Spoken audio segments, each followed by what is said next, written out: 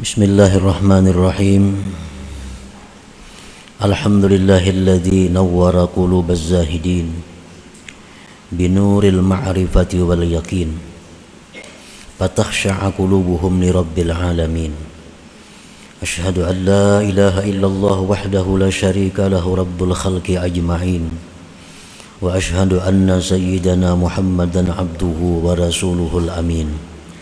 Allahumma salli wa sallim ala sayyidil awwalin wal akhirin imamiz zahidin al-arifin sayyidina maulana Muhammadin sayyidil anbiya wal mursalin wa ala alihi wa sahbihi wa dzurriyyatihi wa atba'ihi ila yaumiddin, amma ba'du. Yang kita hormati dan kita cintai para habaib dan para alim ulama, para muhibbin, hadirin hadirat rahimakumullah. Alhamdulillah, kita panjatkan syukur kehadirat Allah Subhanahu wa ta'ala, yang mana pada malam hari ini di tempat yang penuh berkah dan rahmat ini kita dikumpulkan bersama-sama. Salawat dan salam keharibaan junjungan kita Nabi besar Muhammad sallallahu alaihi wasallam dan kepada seluruh keluarga, para sahabat, zuriat dan pengikut beliau sampai hari akhir. Para muhibbin rahimakumullah, al-hikmatul khamisatu wal arba'un minal hikamil ataiyah. Qala al-imam Ahmad ibnu Athaillah Sakandari rahimahullah wa nafa'ana bi'ulumih. Hikmah yang ke-45 dari kitab Al-Hikamil Ataiyah, berkata Imam Ahmad bin Athaillah As-Sakandari rahimahullah, ma qalla amalun baraza min qalbin zahid wala kathura amalun baraza min qalbin ragib. Artinya, tidaklah sedikit amal ibadah yang terbit daripada hati orang yang zuhud, dan tidaklah banyak amal ibadah yang terbit daripada hati orang yang gemar kepada duniawi. Itulah terjemahnya hikmah yang ke-45 ini. Ibadatul zahid wa in qalla bil hissi katsirun bil ma'na was thawab, wa ibadatul ragib wa in katsura bil hissi qalilun bil ma'na was thawab. Artinya, ibadah dari orang yang zuhud, ibadat dari orang yang zuhud, sekalipun sedikit kelihatannya, tetapi banyak pada makna dan pahalanya. Orang zuhud itu beramalnya sedikit saja, tapi pahalanya banyak, nilainya tinggi. Wa ibadatur ragib, dan ibadat dari orang yang gemar dunia, sekalipun ibadat itu banyak kelihatannya, tetapi sedikit pada makna dan pahalanya. Nah, itulah penjelasan daripada hikmah yang ke-45 ini. Orang yang zuhud beramal sedikit, sembahyang 2 rakaat, tapi ganjarannya, nilainya di sisi Allah mahal. Sedangkan orang yang gemar duniawi, walaupun dia sembahyang 100 rakaat, tetapi nilainya murah, hampir-hampir bisa kada berharga di sisi Allah Subhanahu wa ta'ala. Wadzalik li'anna qalbaz zahid farigun anis syawagili wasyawagi bisarifah anil hudur wal khusyu', wa bihi ma yurja qabulul a'mal indallahi ta'ala wa kaifa yakillu amalun yutaqabbalu. Sebabnya kenapa ibadah orang yang zuhud itu walau sedikit tapi mahal harganya, nilainya, banyak pahalanya? Karena hati orang yang zuhud itu lapang dari kesibukan, kegemaran yang memalingkan dari hadir dan khusyuk.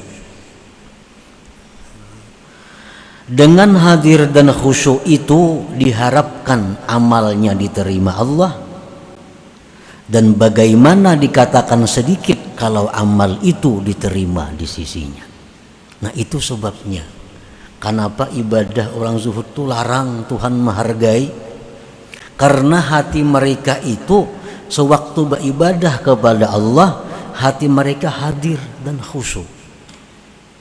Hati mereka kosong dari pikiran-pikiran duniawi yang memalingkan daripada kekhusyuan itu. Wa qalbur ragib mashhunun bisyawagil wasyawagib wal khawatir as-sarifati anil hudur wal khusyu' wa bi'adamihi makaifa yurjal qabul. Sedangkan hati orang yang gemar dunia itu dipenuhi dengan kesibukan-kesibukan, kegemaran-kegemaran, geritik-geritik yang memalingkan dari hadir hati dan khusyuk. Jadi orang yang gemar dunia itu, mereka beribadah itu hanya jasmani, tetapi hati mereka tidak ikut beribadah. Kadang-kadang mereka i'tikaf di masjid, tetapi hanya tubuh yang i'tikaf, sedangkan hatinya melayang kemana. Hanya ibadah jasmani, dan jasmani ini murah karena akan hancur. Mereka membaca Al-Quran, tetapi hanya zahirnya mereka baca Al-Quran. Sedangkan hati, tempat yang mana Allah menilai itu, hatinya terbang, tidak di hadapan Al-Quran. Nah, itulah yang menyebabkan ibadah mereka itu murah harganya, bahkan bisa tidak berharga. Wa bi'adamihima, dengan tiada hudur, tiada khusyuk, kaifa yurjal qabul, bagaimana diharapkan diterima Allah Subhanahu wa ta'ala. Nah, para muhibbin rahimakumullah, Allah Subhanahu wa ta'ala tidak memandang kepada tubuh kita, tidak memandang kepada kuatnya kita, tidak memandang kepada bungasnya kita, tidak memandang kepada pakaian kita, tetapi yang Allah pandang adalah hati mereka. Nah, hati dahulu dipandang Tuhan. Inilah yang mahal harganya, ini yang larang nilainya.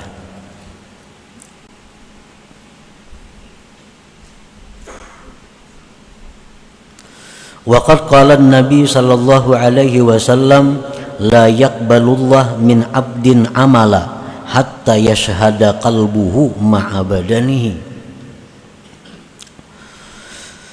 Tidak menerima Allah dari seorang hamba amalan ibadah sehingga menyaksikan hatinya beserta badannya. Nah, jadi Allah kadang menerima amalan kita ini, yang mana hati kadang ikut beramal, hanya badan yang beramal. Allah kadang menerima itu.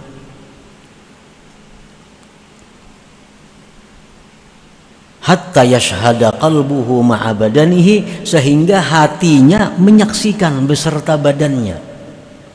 Jadi kalau kita misal membaca Yasin, nah mata kita ke Yasin, mulut kita Yasin, hati kita pun Yasin. Nah, ini ngarannya hati menyaksikan beserta badan. Nah, itu yang bisa diterima oleh Allah Subhanahu wa ta'ala. Qala Nabi sallallahu alaihi wasallam kam min qa'imin hazzuhu min salatihi ta'abu wan nasab arada bihil ghafil. Berapa banyak orang yang berdiri sembahyang, tetapi ujar Nabi bagiannya dari sembahyang itu cuma lapah dan susah payah.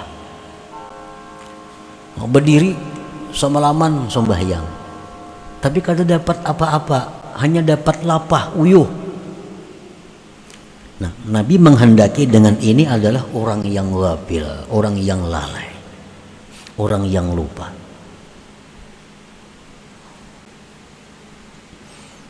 Makanya ada ungkapan dari para ulama bahwa tidurnya orang alim itu lebih baik daripada ibadahnya orang jahil. Tidurnya orang alim itu lebih baik daripada beribadahnya orang jahil.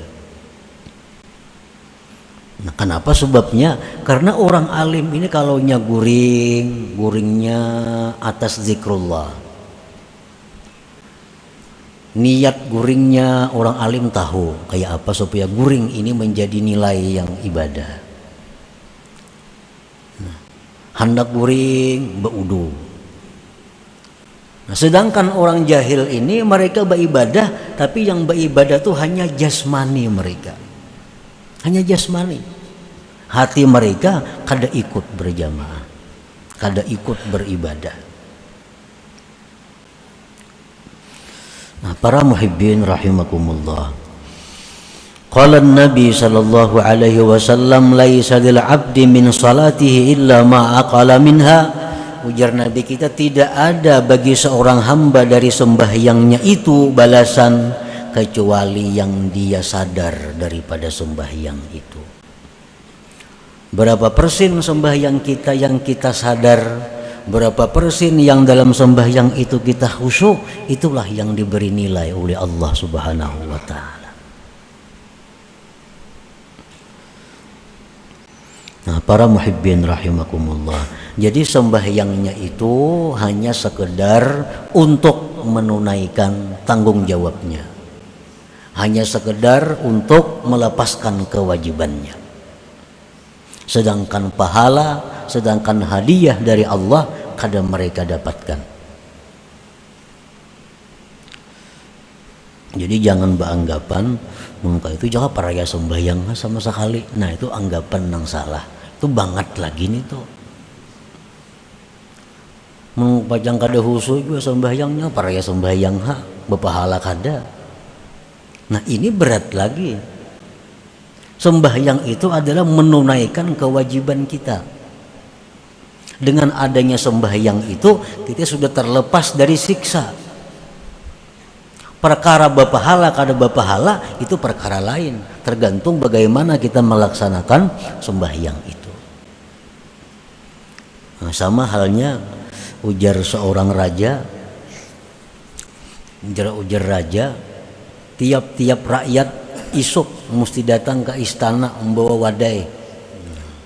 Bila kada membawa wadai datang ke istana dihukum. Maka rakyat ini berbundung-bundunglah esok hari membawa wadai. Tugasnya membawa wadai. Nyamankah wadainya, nang kada kah, nang manis kah, nang pahit kah, nang masam kah. Pokoknya bila datang ke istana membawa wadai kada dihukum. Perkara raja ini memberi hadiah, memberi ucapan terima kasih tentu kepada wadai yang nyaman. Nah, dirasai raja wadainya pahit, rasai ini kamasinan, rasai ini kada nyaman. Itu kada diberi raja apa-apa, cuma dia selamat kada dihukum karena sudah ma'atar wadai ke istana. Perkara dapat hadiah, raja kada memberi hadiah. Nah, demikianlah sembahyang kita, persembahan kita kepada Allah Subhanahu wa ta'ala. Dengan sembahyang itu kita kada akan dihukum. Tetapi apakah sembahyang itu mendapatkan faidah, mendapatkan hadiah dari Allah, tergantung sembahyangnya.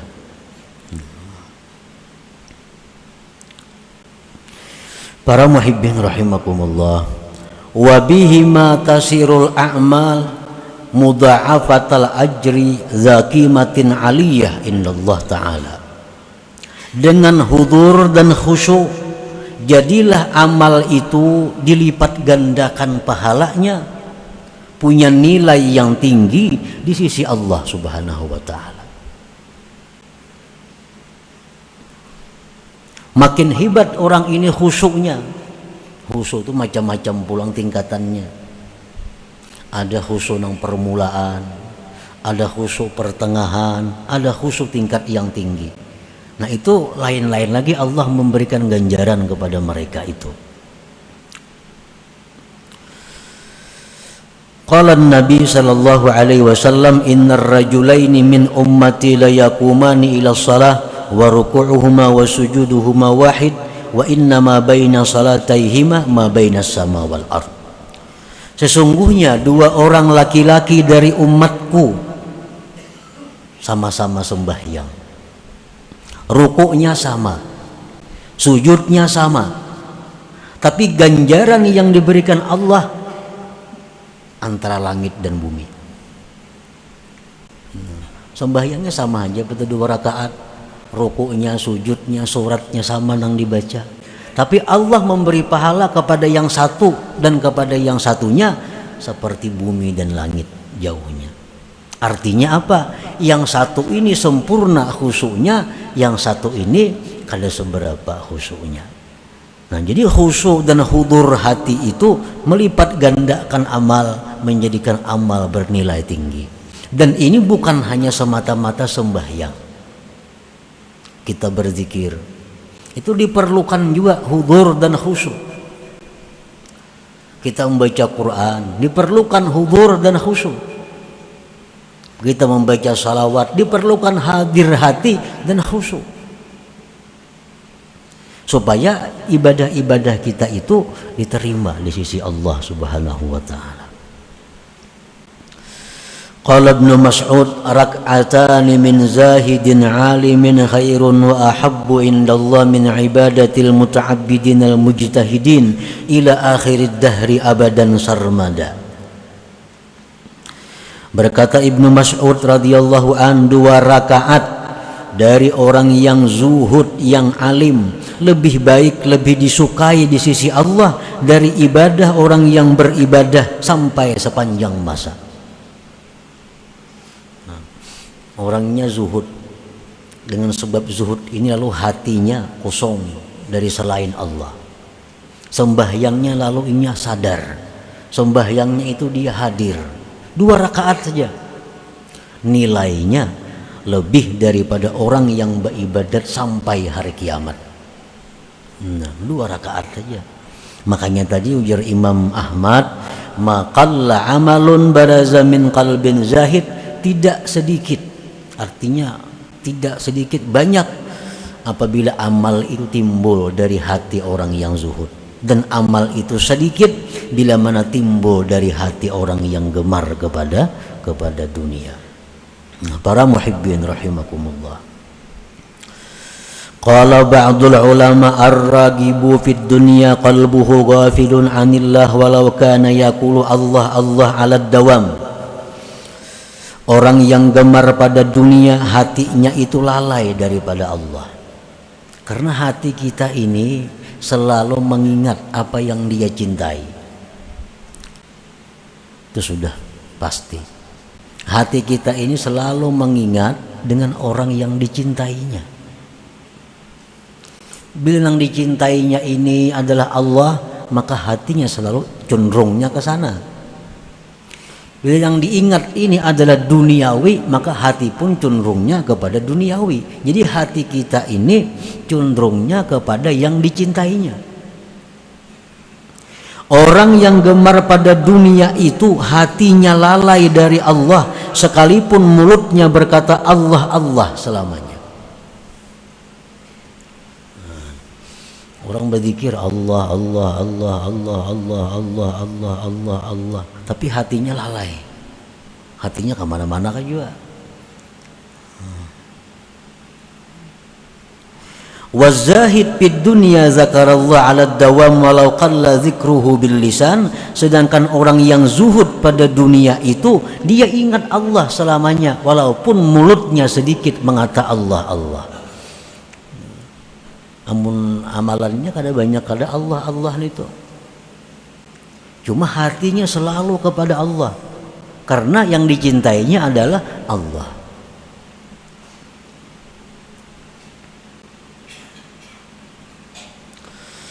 Wa ma mathalu ibadati zahid ma'a qillatiha bil hissi wa kathratiha bil ma'na wa ibadati ragib ma'a kathratiha bil hissi wa qillatiha bil ma'na illa karajulaini ahdaya lil malik ahaduhuma ahdaya qutatan sabiyatan saghiratan wal akhar ahda sakhratan kabiratan katsirah fala syakka annal malik yaqbalu yaqutatan wa yukrimu muhdiyaha wa yaruddu sakhratan kabiratan katsirah wa yuhinu muhdiyaha. Tidak adalah perumpamaan ibadah orang yang zuhud serta sedikitnya ibadah itu dan banyaknya arti pahala, dan ibadah orang yang gemar dunia serta banyaknya pada penglihatannya dan sedikit pada maknanya, melainkan seperti dua laki-laki yang satu memberikan kepada raja yakut yang bersih yang kecil. Ini dua laki-laki nang saekung ini memberi raja batu permata yakut bersih halus saja kayak burung puyuh, kayak hintalo burung puyuh. Nang satunya ini datang kepada raja membawa satrak batu, satrak batu, batu gunung.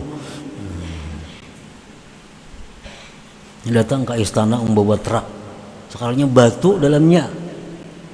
Ada nang saya kung datang belimbay aja dalam kantong aja, kayak kalau burung puyuh tapi yakut. Nah, maka tidaklah ragu-ragu bahwa raja itu pasti menerima yakut dan memuliakan orang yang memberi hadiah itu. Dan raja menolak batu dibawa ke istana, batu gunung bapak dibawa ke istana. Raja menolak itu dan menghinakan orang yang membawa hadiah itu. Nah, inilah perumpamaan ibadah orang yang zuhud itu 2 rakaat, inting aja, sedikit aja, tapi laksana yakut. Nah, ibadah orang yang cinta kepada dunia kayak batu gunung setrak 2 truk itu berapa ada harganya?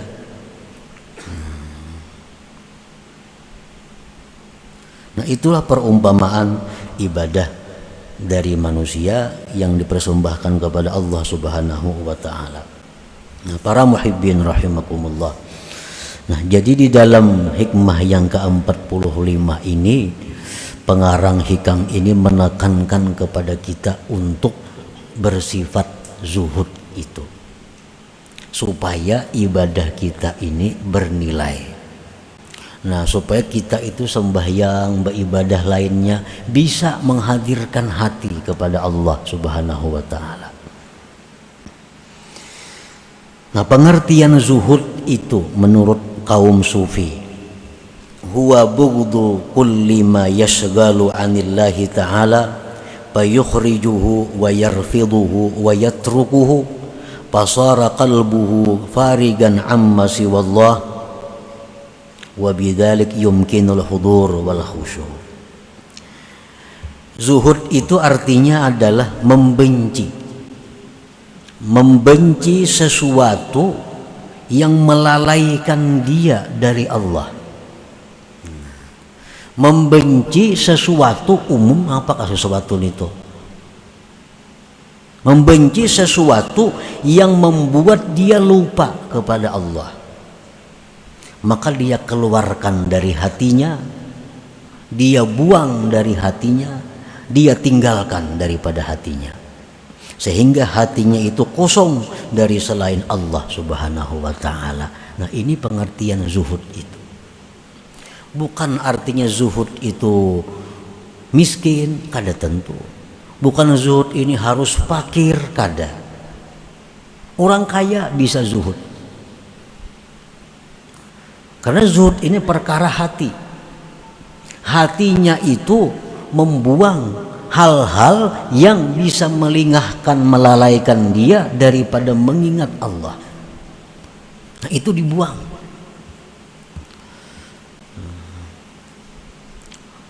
Umpamanya kita membaca Quran atau kita sembahyang, kita ini hendak khusyuk, hendak hadir hati kita nih, Allahu Akbar sembahyang. Nah, dalam sembahyang ini timbulan macam-macam, macam-macam timbulan itu ini. Nah, berarti nang timbulan-timbulan itu yang menyebabkan kita lengah. Nang timbulan-timbulan itu yang menyebabkan inya lalai. Nah, nang timbulan itulah nang satu persatu kita kurangi. Nah, itu nang kita buang dari hati kita sedikit demi sedikit. Nah, itu pengertiannya zuhud. Seperti salah seorang sahabat Nabi, dia sembahyang di sebuah kebun. Sembahyang di kebun. Di waktu sembahyang, nah dia melihat kebun begitu indah, mulai berbuah. Akhirnya sembahyang kada ingat lagi 2 rakaat kah 3 rakaat kah. Nah, selesai sembahyang, laki-laki sahabat Nabi ini datang kepada Rasulullah SAW dan beliau menyatakan bahwa kebun itu, wahai Rasul, ulun wakafkan karena Allah Subhanahu wa Ta'ala. Nah, ini artinya membuang sesuatu yang membuat kita lengah, yang membuat kita lalai.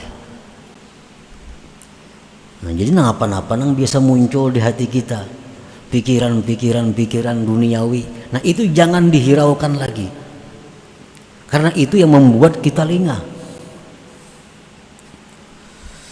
Nah, para muhibbin rahimakumullah, jadi bukan berarti zuhud itu kita harus membuang harta seluruhnya, bukan.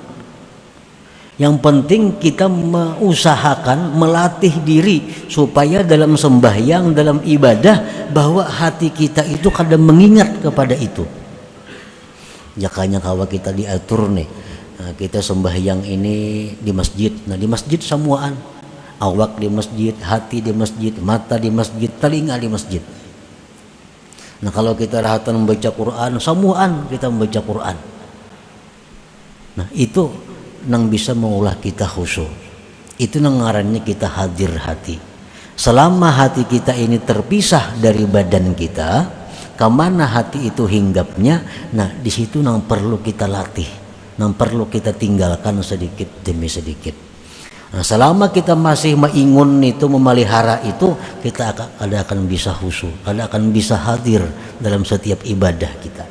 Dan ibadah kita akan bisa bernilai tinggi, bernilai besar di sisi Allah Subhanahu wa Ta'ala. Nah, para muhibbin rahimakumullah, ada usaha kita. Usaha kita ini nang kada kita pikirkan, tapi hasilnya bagus. Padahal kita kada suah memikirkan usaha itu.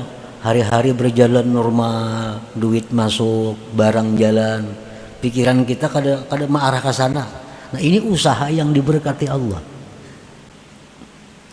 Ada usaha yang kada diberkati Allah, pikiran tak arah ke sana, jadi duit maka kada.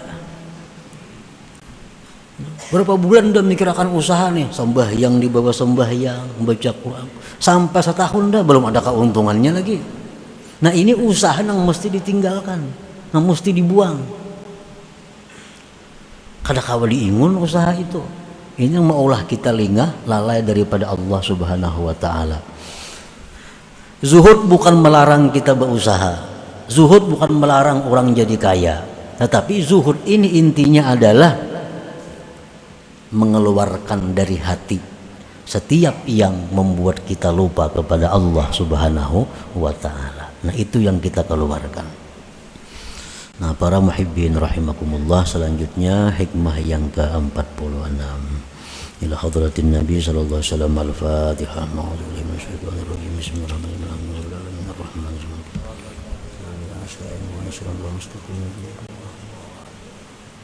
Ya Allah biha, ya Allah biha, ya Allah biha husnil khatimah.